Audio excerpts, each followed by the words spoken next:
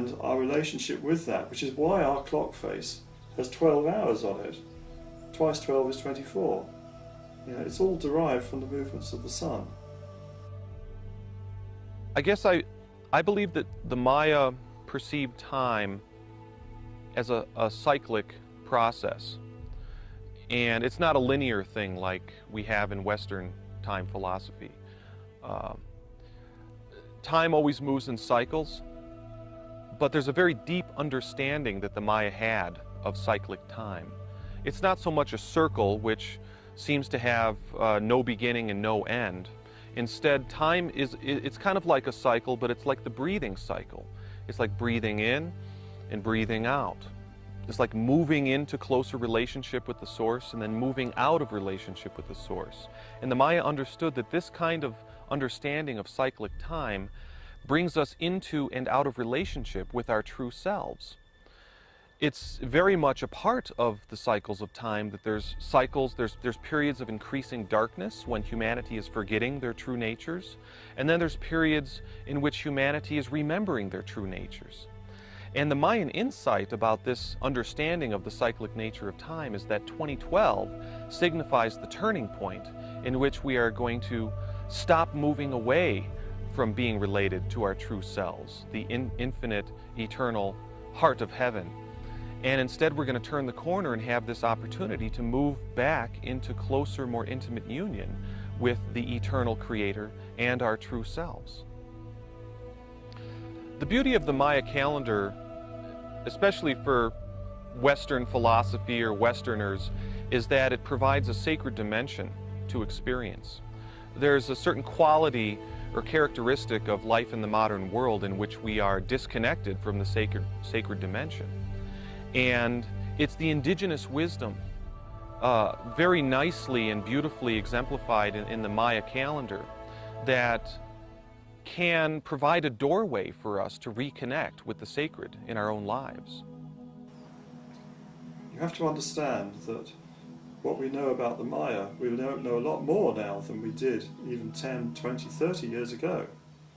But there's probably still a lot more that we don't know. And in fact, the Mayan elders themselves tell us this. They tell us that there are things that they know that have been passed down to them by their ancestors, which they were not allowed to speak about, and which they're only now starting to reveal, because we're coming up to this crucial date of 2012. So I personally think it's a fool who thinks we know everything. A wise man is always open to discover that he doesn't know anything, that there's much more to learn. Unless we have a radical change of consciousness, that's the future that very large numbers of people seem to be okay with. And that's what I find scary, is a future with no soul. And this is where I personally then leave the scientific and the political, which I'm still active in, and talk to my teachers, the yogis and the shamanic people. And they are saying, Great Spirit will not allow this. It will not allow this deterioration of soul. There's a human project here, and she, the Great Mother, will bring it all down. She is going to wipe the slate clean, and a big change, really deep change is coming. And I don't know what that's about. We've been given a deadline, as it were, of 2012. And you know, I have a Himalayan yogic master, and he's saying the same thing as the Mayans or the Hopi. And they're saying that it will be sudden. And after that, people will be awakened, as if it will be such a huge change that it'll just change consciousness. But at the same time, it is expected that a large part of the world's population will perish. So I think in terms of that 2012 point of reference. I think it's like the age of Aquarius. You think, well, where does it start? Where does it begin? And it's part of a kind of cycle that has a much broader parameters than that particular moment in time. But what it's generally speaking, we're already getting a flavour of where we're going, where we're headed. That we have, I think there is a global more information than we can handle and infiltrate. So we have to, in a way, go back to, what is going on an inner level with, we start with ourselves, we end with ourselves, that's the way it is. And we have to kind of filter through, simplify. We have to find what these essential truths are. And I think instinctively, a lot of us are already understanding that. So if we can kind of separate our kind of physical hunger and sort of look at it as getting spiritual fulfillment, and we can say how we get there, but I think that it's inevitable that we'll get to a point where we will kind of be in a position, instead of having everything, start rejecting and letting go and simplifying. And that's going to perhaps be kind of a time of conflict, because we're having messages all the time through our media that we have to eat more, consume more, buy more, have more, and yet we are inundated with stuff. So I think that we're going to have this shift where we're going to say, actually, do I need all this? And it's on a very simple level, but you think, well, by having less, actually, it's better for all of us if we kind of spread the resources a little bit and create more of a balance, and which has serious problems for our status quo and our ruling classes. And that's going to be the big issue. So there is going to be a little bit conflict between what people really want on an intuitive level and a level that feels right for them, and their natural connection and care for other people who are in a position of not having enough. And these kind of imbalances, can be seen as a moral imbalance, but it's a material imbalance. And so 2012, I see that as a kind of summit of that experience. And what we're going to do about it. We can do plenty about it, but at the end of the day, it has to be the will to do things, and it's not political will, it's the will of everybody. So maybe a great levelling, which ties in nicely with the age of Aquarius, because that's the age of Aquarius is about the global village, about all of us being equal and all of us being concerned, for my brother, my sister. That's a very Aquarian ideal. So, I'm looking and hoping that from where I'm standing astrologically, that people will kind of connect up to this theme, whatever it is. It's 2012, is it the Olympics? I mean, what an outcry about that. The logo, how chaotic, how symbolic of this chaos that we're in. And I think it's a focal point that whether as that name, that word, those collection of numbers sort of go around the planet, however they got there, people will know it's got some significance, and they will create, we need to think about what this is all about and just be switched on to it. So whether it's disaster, or nirvana, depends on, where you are. If it could be nirvana if you're, some poor guy, trying to scratch a living in the dust bowls of Africa, or it could be disaster if you happen to be one of the ruling classes who control everyone. There is a vibrational change going on, which is going to create a spiritual transformation on this planet. And that one of the effects would be that our perception of time would change to the point where time would, I think one of the lines was, time will move so fast it will be frightening.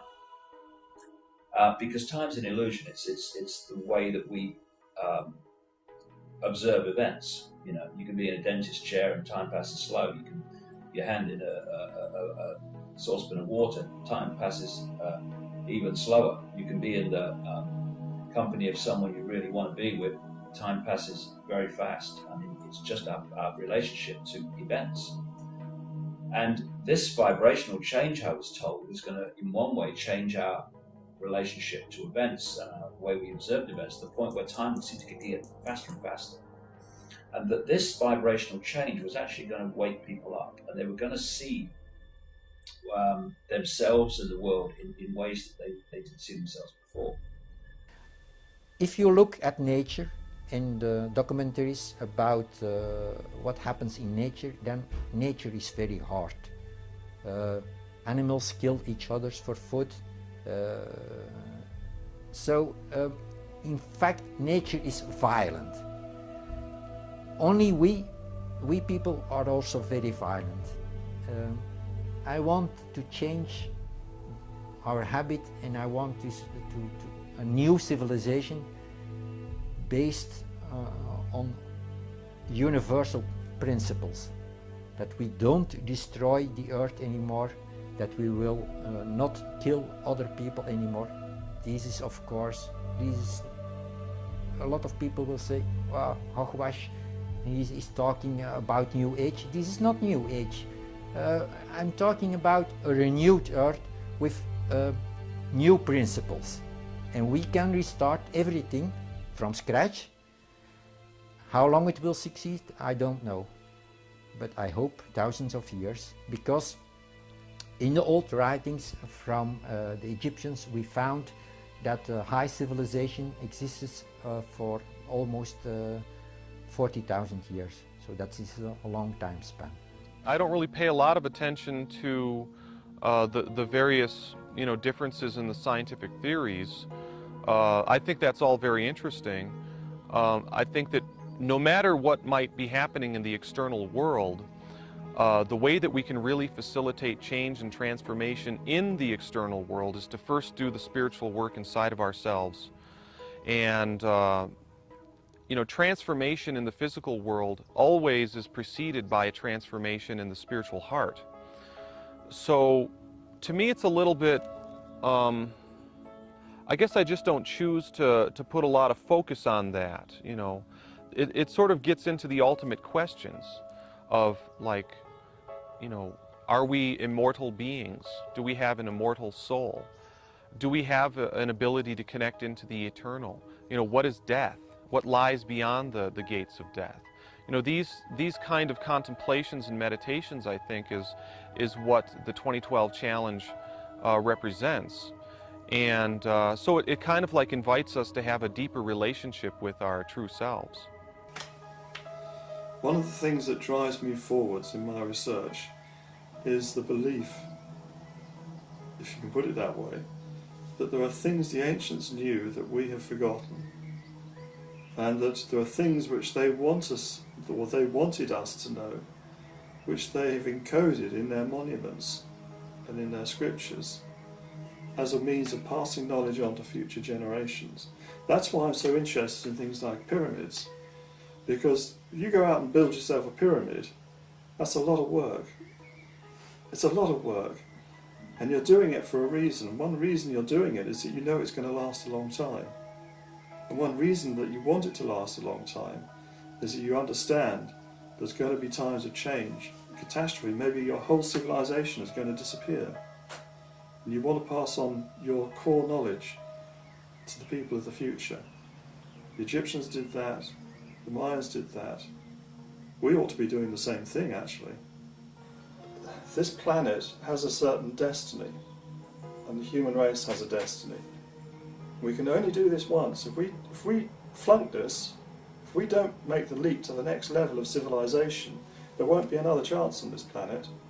We will begin to see how our sun, and indeed its family of planets, are part of a greater whole, which is the Milky Way, and how that is part of a greater whole, which is the universe in general. And this is all going to be part of this New Age consciousness, seeing our place in the greater society of things, and stopping seeing us as just being this haphazard chance event that you have gathering of gas that makes an atomic explosion of the sun, chance event that some of this matter conglomerates and forms on Earth, chance event that life actually grows on this Earth and evolves to become mankind. All these chance events you begin to understand that there is consciousness behind this, and that this is something which is being driven by higher powers than us.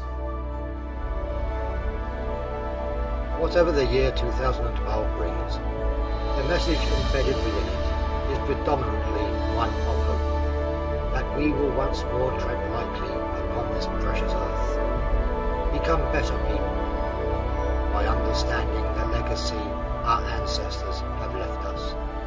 We must learn to question all that we are told to think, to feel, to believe.